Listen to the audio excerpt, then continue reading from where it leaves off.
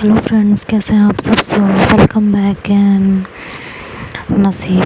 नसीब के last part में आप सबका स्वागत है। जैसा कि लास्ट पार्ट में आप लोगों ने सुना कि उसे सब रोकने की कोशिश करते हैं, लेकिन राहुल सबके बीच में आ जाता है। वो कहता है कि बस बहुत हुआ, मेरी मॉम ने एक डिसीजन लिया है और उस डिसीजन की अगर तुम लोग रिस्पेक्ट नहीं कर सकते हो तो बीच में बोलने का भी तुम लोगों को कोई अधिकार नहीं है। वो जो जैसा जीना चाहती हैं, जैसे रहना चाहती हैं, उन्हें अपनी लाइफ जीने का पूरा हक है। तो तुम लोग इस मैटर से दूर ही रहो तो ज़्यादा अच्छा है। कह के वो सबको रोक देता है। रश्मि बाहर चली जाती है, नेहा को हक करती है, गाड़ी में बैठती है और नेहा से कहती है छोड़ दिया आज मैंने सब। कहती है तकलीफ हो रही है, कहती है पता नहीं कैसी फीलिंग है, अजीब सा लग रहा है,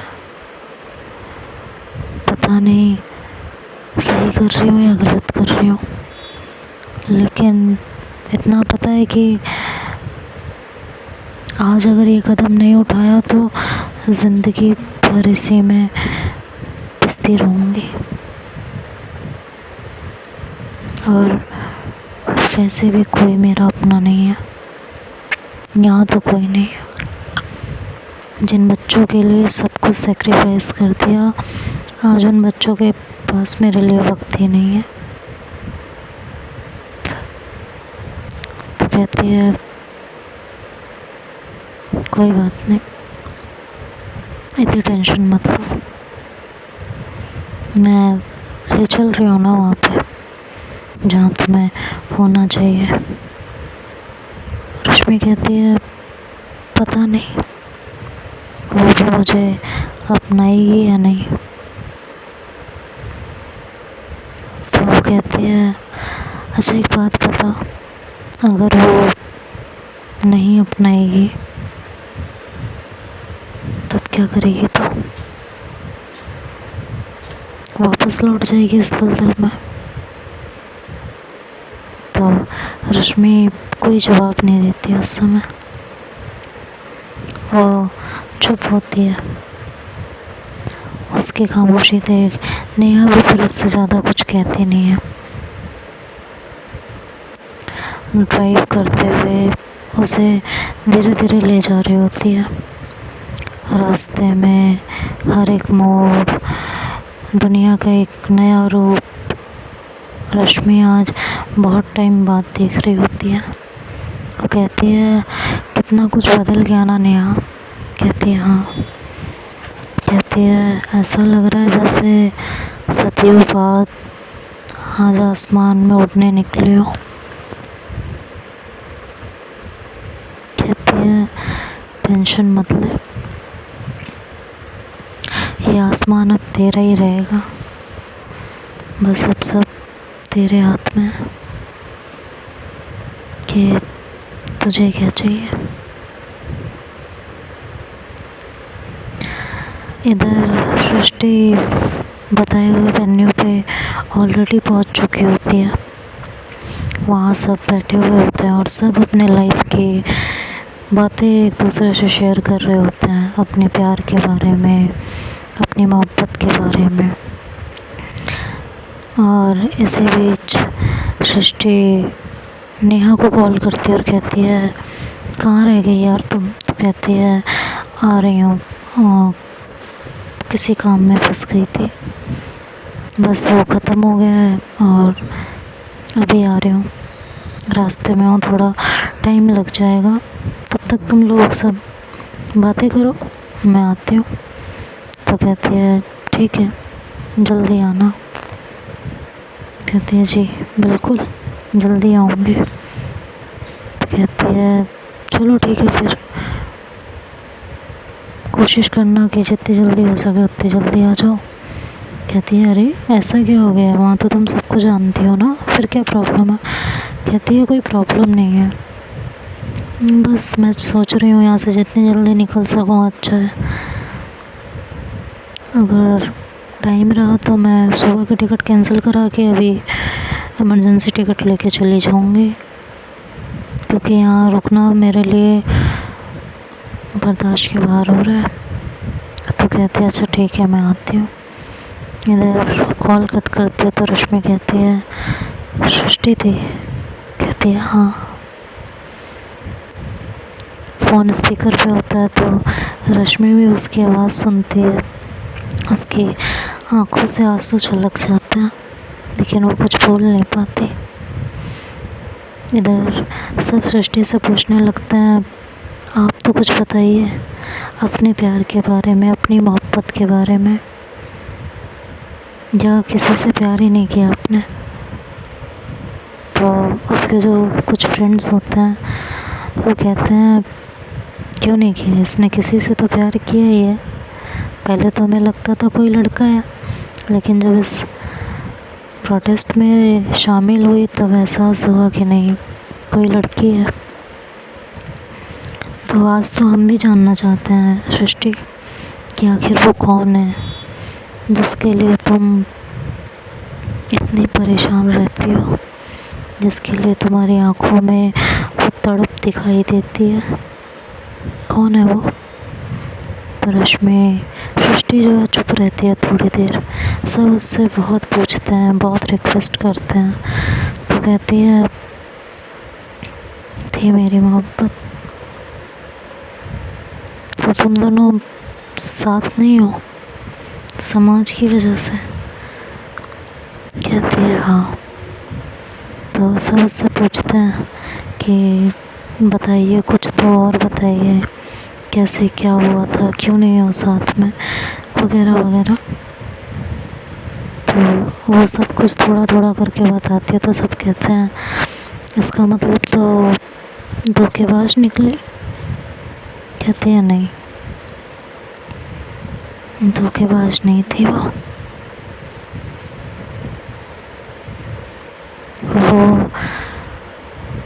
मुझसे सबसे ज़्यादा प्यार करने वाली थी, और शायद आज करती है नहीं करती मुझे नहीं पता, लेकिन तब उससे ज़्यादा मुझसे प्यार कोई भी नहीं करता था।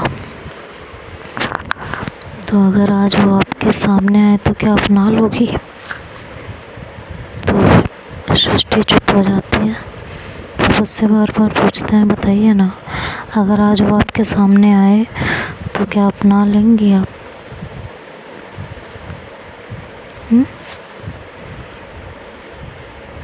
तो कहती है शायद मुश्किल है। कहती है इतना प्यार है, आज भी उनकी यादों में जीती हो और फिर भी कह रहे हो पता नहीं, ऐसा कैसे हो सकता है? कुछ तो आता ही होगा ना दिमाग में।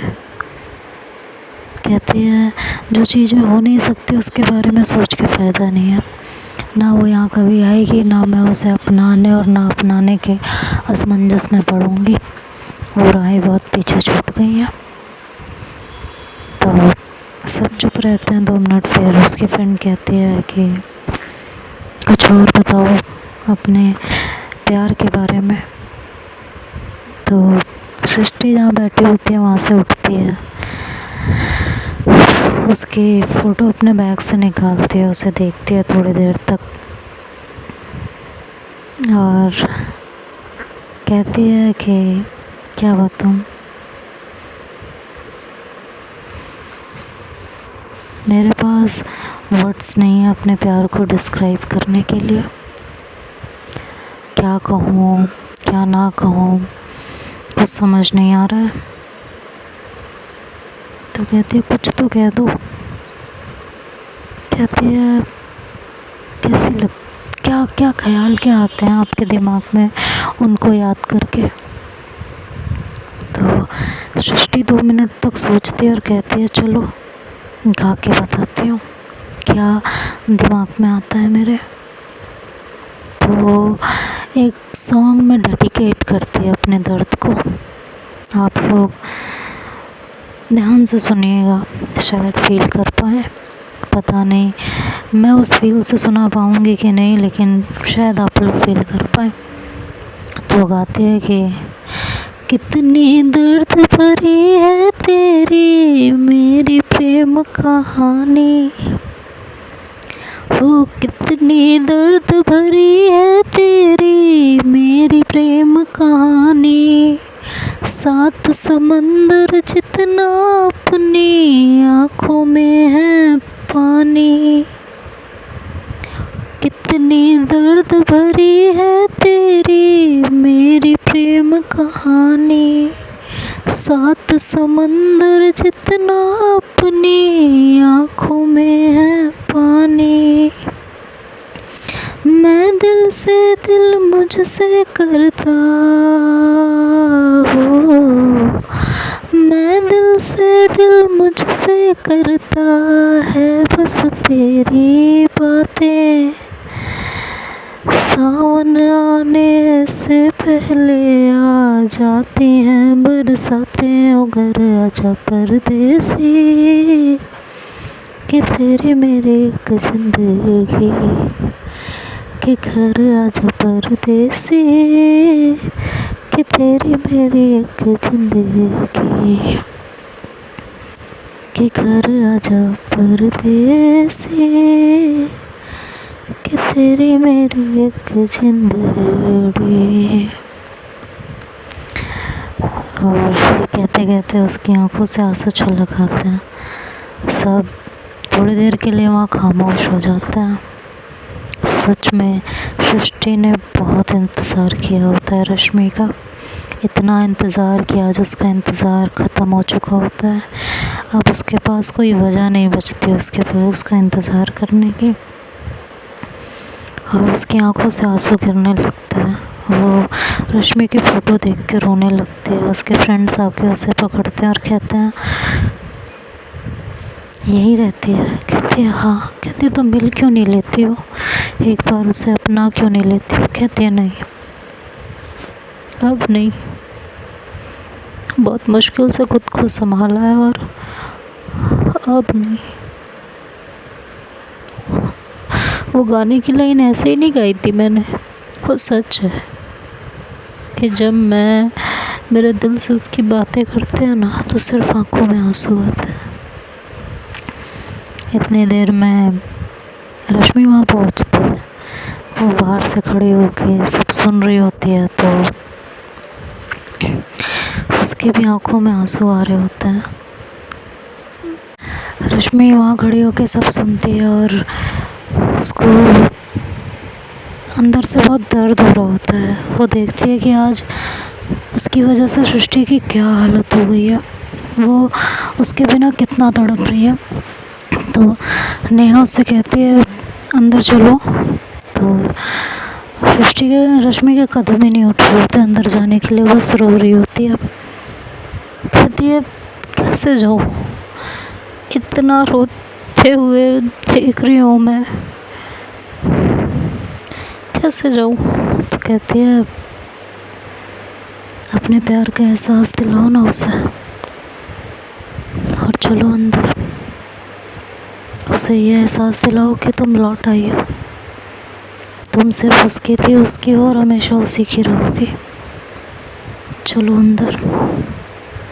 बहुत देर तक वो रश्मि को समझाती रहती है, तब जाके रश्मि कहीं हिम्मत करती है। सृष्टि इधर रो रही होती है, तड़प रही होती है, सब उसे समझा रहे होते हैं, सब उसे ये कह रहे होते हैं कि एक बार उससे मिल लो, लेकिन सृष्टि अपनी बात पे अड़ी हुई रहती है। इधर रश्मि एंटर होती है और उसे सृष्टि को ये एहसास दिलाने की कोशिश करती है कि वो आज भी उसी की है। तो सृष्टि की मोहब्बत को पूरा करते हुए वो कुछ यूँ अपनी मोहब्बत का इज़हार करती है कि पर्वत कितने ऊंचे कितने गहरे होते हैं, हो पर्वत कितने ऊंचे कितने गहरे होते हैं, कुछ मत पूछो प्यार पे कितने पहरे होते हैं। इश्क में जाने क्या हो जाता हो, इश्क में जाने क्या हो जाता है, ये रब ही जाने। तोड़ के सारी दीवारें मिल जाते हैं दीवाने, हो ले जा मुझे परदेसी कि तेरी मेरी एक जिंदड़ी, हो ले जा मुझे परदेसी कि तेरी मेरी एक जिंदड़ी, हो ले जा मुझे परदेसी कि तेरी मेरी एक जिंदड़ी। सृष्टि की नज़रें रश्मि पे ठहर चुकी होती हैं, उसकी आंखों से आंसुओं की बरसात हो रही होती है। रश्मि 2 मिनट तक उसे देखती रहती है और दौड़ के जाके उससे लिपट जाती है। सृष्टि ऐसे ही बेसुध सी खड़ी रहती है, उसे जैसे वक्त पे मानो यकीन नहीं हो रहा होता कि उसे यहाँ लाके खड़ा कर दिया है वक्त ने, कि आज उसकी मोहब्बत उसके सामने है। लेकिन कहते हैं ना, जिसका इंतज़ार बरसों से किया हो वो जब सामने आता है तो कुछ सेकंड के लिए सब भूल जाते हैं। सृष्टि का भी कुछ यही हाल था, वो भी रश्मि को ज़ोर से अपनी बाहों में खींच लेती है। वो मोमेंट सबसे यादगार मोमेंट होता है। वहाँ खड़े हर इंसान की आंखों से सिर्फ आंसू बह रहे होते हैं। इन दोनों का मिलन ही ऐसा था, कितना कुछ बर्दाश्त करने के बाद दोनों आज मिले थे। दोनों एक दूसरे को ऐसे ही हक करके खड़े रहते हैं। थोड़ी देर बाद रश्मि पीछे हटती है, उसके गालों को अपने हाथों में लेती है और उसे बेतहाशा चूमने लगती है इधर उधर। कहती है I love you so much. बहुत इंतज़ार किया मैंने तुम्हें देखने के लिए, तुमसे मिलने के लिए, तुम्हें छूने के लिए। आज जाके मेरा इंतज़ार पूरा हुआ है।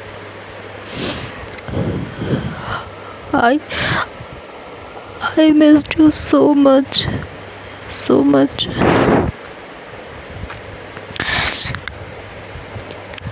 कहाँ थी तुम इतने टाइम से? कभी एक कॉल भी नहीं किया तुमने मुझे। सिर्फ एक कॉल करके ये नहीं पूछा गया तुमसे कि मैं कैसी हूँ।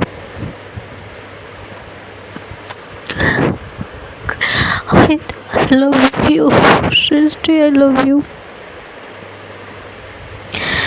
सृष्टि उसे देखती रहती है बहुत देर तक। उसे यकीन ही नहीं हो रहा होता कि रश्मि उसके सामने खड़ी है, उसकी बाहों में है। वो उसे दोबारा करती और कहती है तुम सच में यहाँ पे हो? सच में ये मेरा कोई सपना है जो अभी टूट जाएगा? तो रश्मि कहती है पागल हो क्या? यही हूँ तुम्हारे सामने, तुम्हारी रश्मि।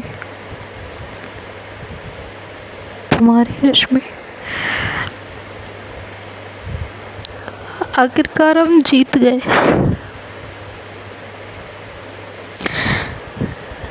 सृष्टि कहती है हाँ, लेकिन बहुत देर हो गई, बहुत देर। रश्मि उसकी तरफ देखती है और सृष्टि को जैसे अब जाके होश आया होता है। वो रश्मि का हाथ पकड़ती है, उसे वहाँ बैठाती है कहती है तुम यहाँ कैसे।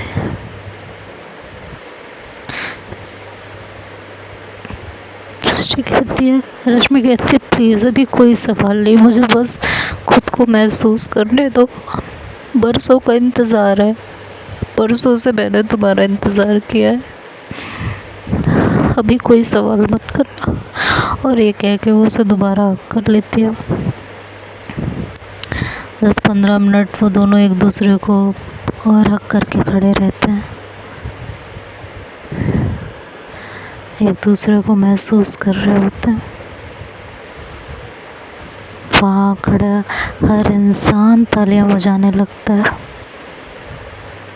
दोनों सृष्टि को आके कॉन्ग्रेचुलेशंस बोलने लगते हैं, जितने लोग होते हैं वहाँ पे।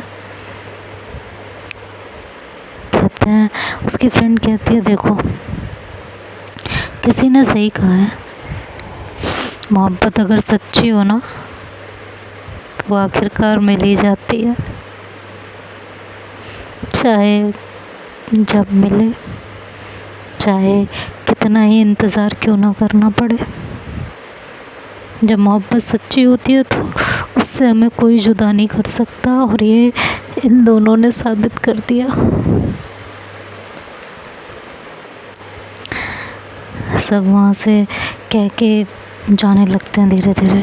दोनों को कुछ देर अकेले में टाइम देने की कोशिश करते हैं। बाकी सबको भी जाना होता है, पार्टी ऑलमोस्ट अब ओवर हो चुकी होती है। धीरे धीरे बस वहाँ वही लोग रह जाते हैं जो बहुत ख़ास होते हैं, बाकी ऑलमोस्ट सब जा चुके होते हैं। रश्मि अब सृष्टि से कहीं जाके अलग होती है। सृष्टि नेहा की तरफ देखती और कहती है तुमने बताया ना, मना किया था ना, फिर भी। तो रश्मि उसकी तरफ देखती और कहती है मना किया था, क्यों? क्या तुम मुझसे नहीं मिलना चाहती थी? क्या तुम मेरे साथ ये लम्हे नहीं बिताना चाहती थी? क्या तुम मेरे साथ आगे की ज़िंदगी नहीं जीना चाहती? बोलो ना। आज मैं तुम्हारे पास आई हूँ और तुम मना कर रही थी नेहा को। सृष्टि कहती है मैं बहुत खुश हूँ कि मैंने तुम्हें देखा, तुम्हें अपने पास महसूस किया। सच में बहुत खुश हूँ, मुझसे ज़्यादा शायद ही कोई खुश होगा रश्मि। लेकिन एक बात कहूँ, मुझे वापस नहीं मुड़ना, बिल्कुल नहीं मुड़ना। और नेहा जब मैंने तुम्हें मना किया था तो तुमने क्यों बताया? तो नेहा कहती है कि एक मौका तो हर किसी को मिलना चाहिए ना, तो उस इंसान को क्यों नहीं जिससे तुमने इतना प्यार किया है, जिसने तुमसे प्यार किया है। धोखा तो तुम दोनों में से किसी ने किसी को नहीं दिया था ना, फिर क्यों नहीं देना चाहती हो तुम उसको एक मौका?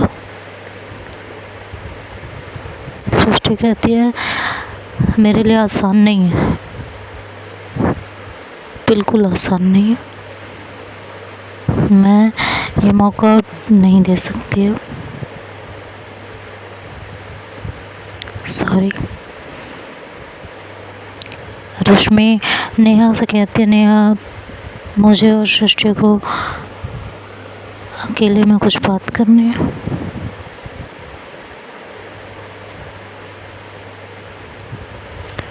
तो क्या कोई ऐसी जगह है जहाँ हम दोनों सिर्फ बात कर सके, जहाँ हमें कोई ना देखे? सृष्टि उसकी तरफ देखती और कहती है तुम्हें अभी भी डर है क्या? कहती किस चीज़ का? वो तो तुम बताओ ना रश्मि। आज भी तुम्हें खाली जगह चाहिए मुझसे बात करने के लिए। तो ये तो तुम बताओ, क्या तुम्हें अभी भी किसी चीज़ का डर सता रहा है?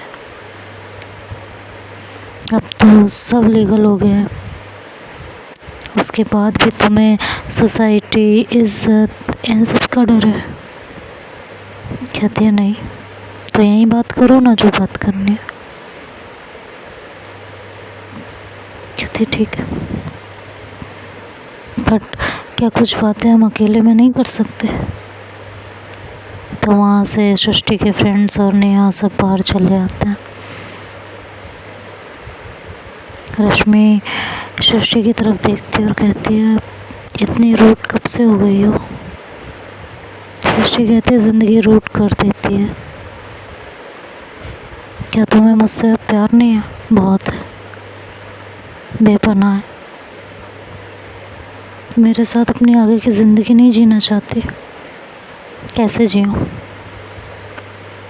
बताओ? उस समय भी मैंने हाथ बढ़ाया था ना, तो मेरा हाथ छोड़ के चली गई थी मुझसे बहुत दूर। किसके लिए छोड़ के गई थी? अपने सो कॉल्ड पति के लिए, अपना पत्नी फ़र्ज़ निभाने के लिए, अपना माँ का फ़र्ज़ निभाने के लिए, इस सोसाइटी के डर से। आज क्या भरोसा है कि तुम आज नहीं डरोगी? बोलो ना, इस बात की क्या गारंटी है कि तुम अब नहीं डरोगी मेरा साथ देने से, मेरे साथ रहने से? अभी तो मैं तुम्हें ले नहीं जा सकती रश्मि। मैं तो अब कल जा रही हूँ और इतनी जल्दी तुम्हारा वीज़ा तो लग नहीं पाएगा। इतनी जल्दी मैं तुम्हें ले नहीं जा पाऊँगी, थोड़ा टाइम चाहिए होगा मुझे। तो अगर उस टाइम भी मैंने हाथ बढ़ाया तुम्हें ले जाने के लिए और तुम तब दुनिया के डर से या किसी डर से मुकर गई, फिर क्या करूँगी मैं तो फिर वहीं आके खड़ी हो जाऊँगी ना, जहाँ बरसों पहले तुमने मुझे खड़ा कर दिया था। क्या गारंटी है इस बात की? कोई गारंटी नहीं है रश्मि।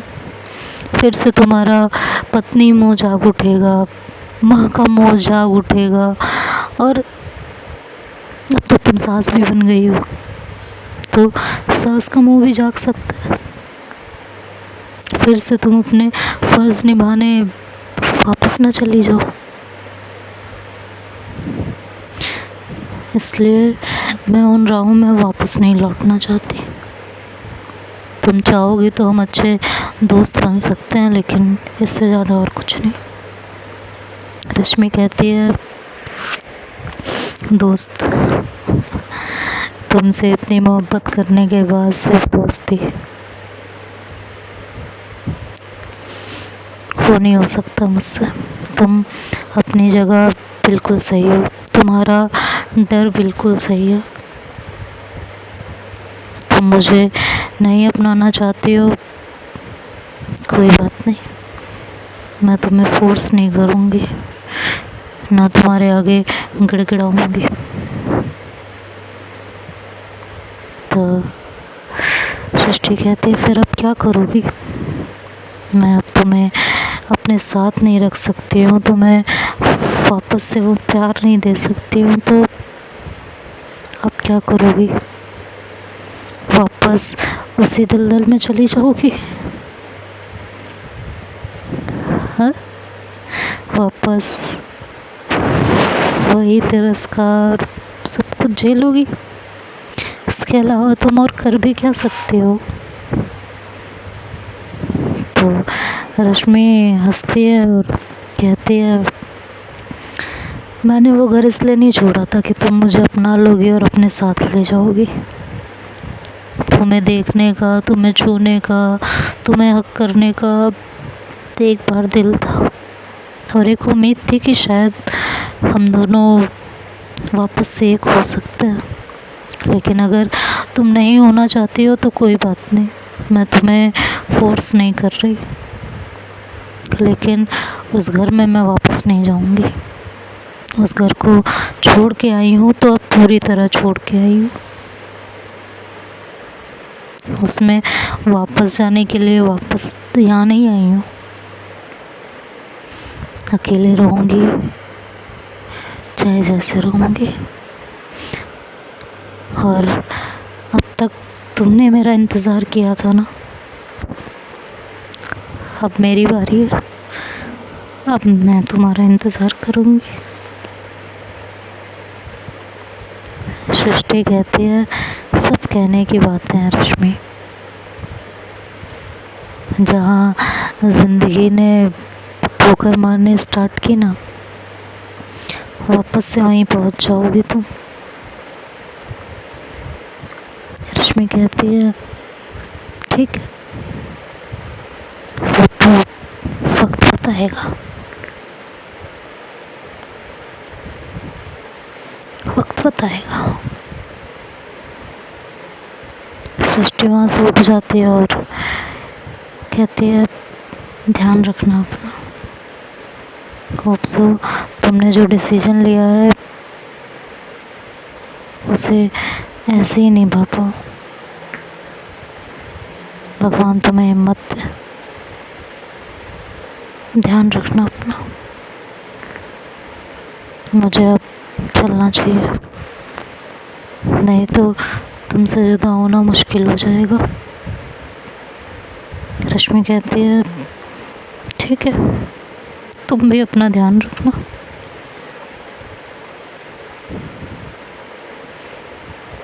सृष्टि वहाँ से जाने लगती है तो मुड़ती है और रश्मि से कहती है एक बात कहूँ। कहती है हाँ, तुम आज भी उतनी खूबसूरत हो जितनी तब थी। मेरे दिल में तुम्हारे लिए प्यार आज भी उतना ही है जितना तब था, लेकिन दोबारा दिल तोड़वाने की हिम्मत नहीं है। इसलिए हो सके तो मुझे माफ़ कर देना, और हाँ, हो सके तो वहाँ वापस मत जाना। उस घर में तुम्हारी कभी ज़रूरत नहीं थी, और जिसको तुम्हारी हमेशा से ज़रूरत थी उसका तुमने साथ नहीं दिया। तो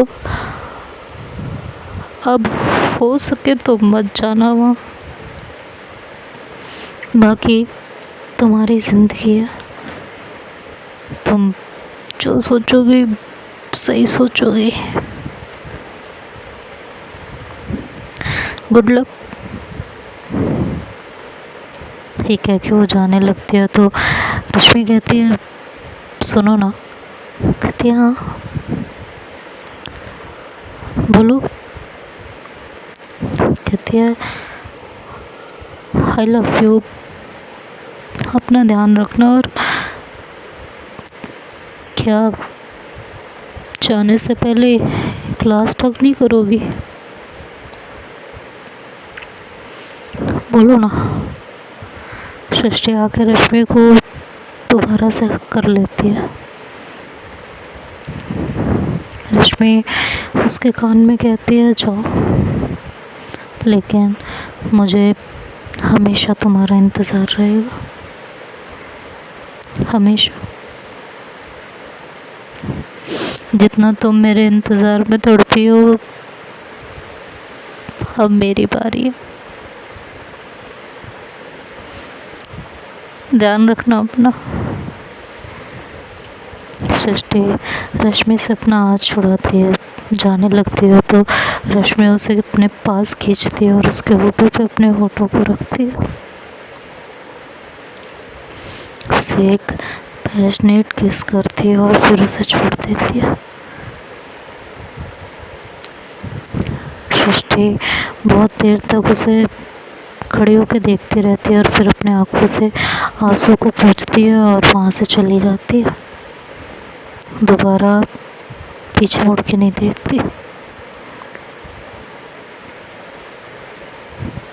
गाड़ी में बैठती है तो उसकी फ्रेंड आके बैठती है। नेहा आके कहती है, क्या तुम सच में रश्मि को छोड़ के जा रही हो? कहती है हाँ। अपना फ़ोन निकालती है और इमरजेंसी टिकट बुक कराती है तुरंत। शाम की उसकी फ़्लाइट होती है, मतलब लेट नाइट की। और नेहा से कहती है ध्यान रखना उसका। नेहा कहती है 1 मिनट सिस्टर, तुम ऐसा कैसे कर सकती हो? वो सब कुछ छोड़ के तुम्हारे लिए आई है। कहती है सारा भूत उतर जाएगा कुछ दिनों में। तुम्हें नहीं पता, वो रश्मि है, उसके लिए पहले अपने फ़र्ज़ आते हैं, बाद में प्यार। आज भी उसे कोई फ़र्ज़ रोक लेगा, और अब अगर वो इस तरह मुझे छोड़ गई ना, तो मेरा जीना मुश्किल हो जाएगा। इसलिए अब मैं दोबारा अपना दिल नहीं तोड़वा सकती, क्योंकि खुद को संभालना बहुत मुश्किल होता है, बहुत मुश्किल। नहीं कह के अपनी फ्रेंड को कहती गाड़ी स्टार्ट करो, मैं यहाँ और नहीं रुक सकती। रश्मि पीछे खड़ी होकर उसे देख रही होती है। दोनों की आँखों से आंसुओं की बरसात हो रही होती है।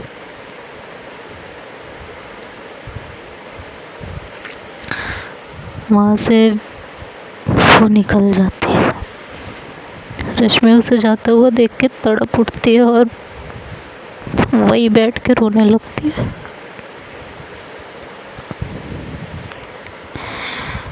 तभी बस शिवम आता है और नेहा आके उसे उठाते हैं। कहती है गई, चली गई वो।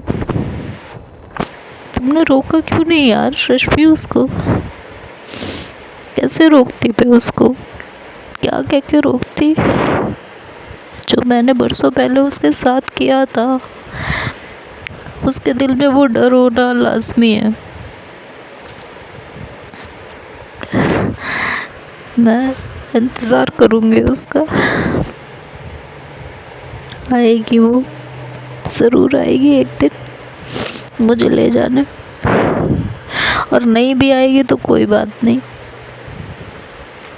वैसे भी मैंने वो घर इसलिए नहीं छोड़ा था कि मुझे सृष्टि अपना लेगी। मेरे लिए इतना बहुत है कि अपनी नई ज़िंदगी शुरू करने से पहले मैं एक बार उससे देख चुकी हूँ, उसे हक कर चुकी हूँ, उसके होठों को छू चुकी हूँ, उसकी हो चुकी हूँ। इतना बहुत है मेरे लिए।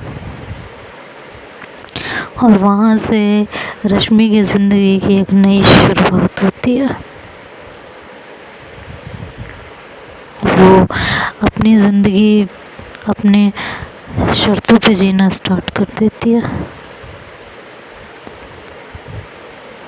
धीरे धीरे वक्त गुजरने लगता है। 1 से 1.5 महीना, फिर 2 महीना, फिर 3 महीना। रश्मि और सृष्टि में कोई बातचीत नहीं होती इस दौरान। बहुत टाइम गुजरता है, कम से कम 6 से 7 महीने और गुजर जाते हैं। राहुल पूरी तरह उसकी देखभाल कर रहा होता है, उसे रहने का इंतज़ाम करवाया होता है। जब तक उसकी नौकरी नहीं लगती तो उसे पर मंथ खर्चा भी भेजता है, उससे मिलने भी आता है। और इधर नेहा और प्रीति भी उसका पूरा ध्यान रखते हैं। धीरे धीरे उसकी नौकरी लग जाती है और नौकरी करने लगती है। 1-2 कोर्सेज ज्वाइन कर लेती है, वो भी करने लगती है।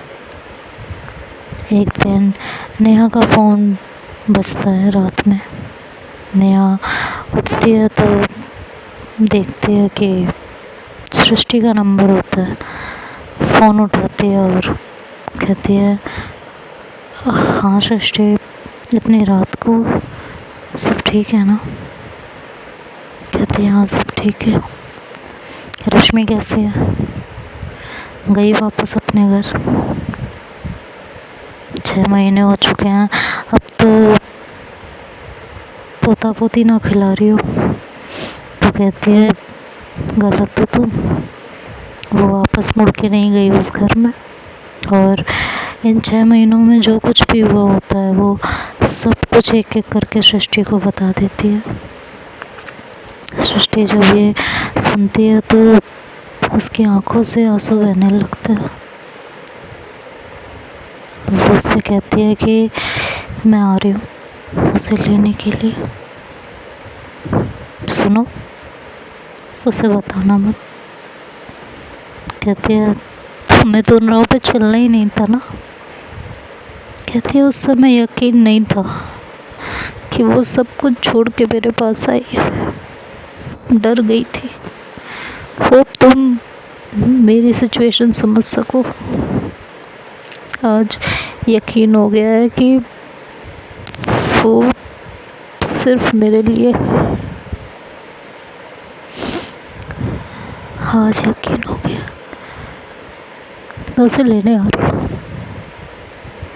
ये कह के वो फ़ोन कट करती है, अपने टिकट्स बुक करवाती है, और अगले 2 दिन में वो वापस इंडिया आती है। रश्मि से मिलती है, दोनों की मुलाकात होती है, दोनों एक दूसरे के गले मिलते हैं। जितने गिले शिकवे होते हैं वो सारे दूर होते हैं, और सृष्टि रश्मि को अपने साथ वापस ले जाती है। दोनों आज हंसी खुशी अपनी ज़िंदगी एक साथ बिता रहे हैं। तो कहते हैं ना, ट्रू लव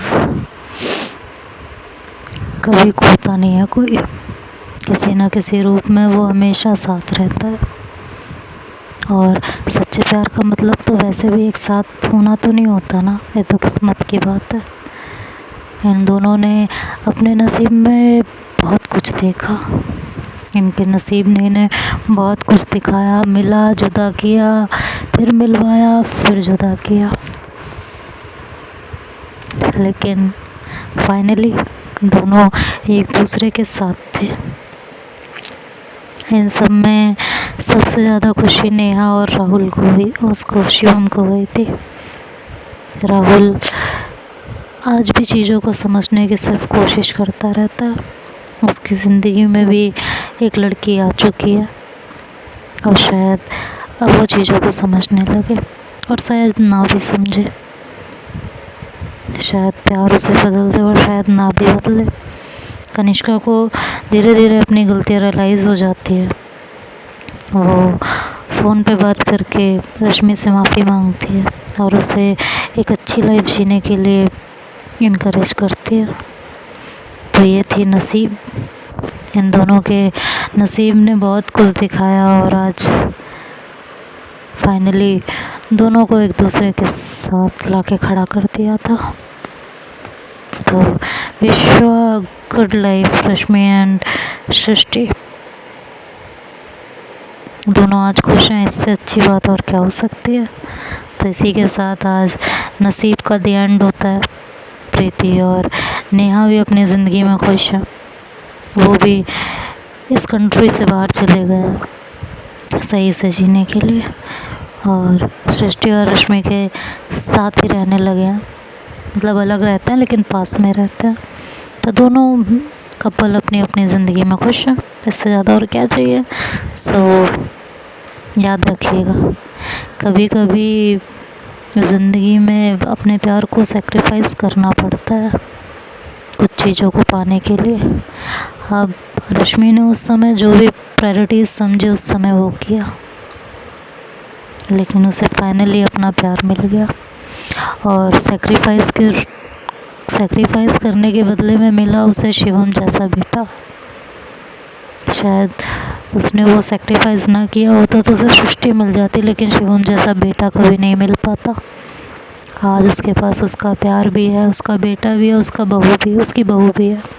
हो सकता है धीरे धीरे राहुल भी उसे समझने लगे। तो कहते हैं त्याग कभी बर्बाद नहीं होता, हम जो त्यागते हैं वो किसी ना किसी रूप में हमें वापस आके मिल ही जाता है।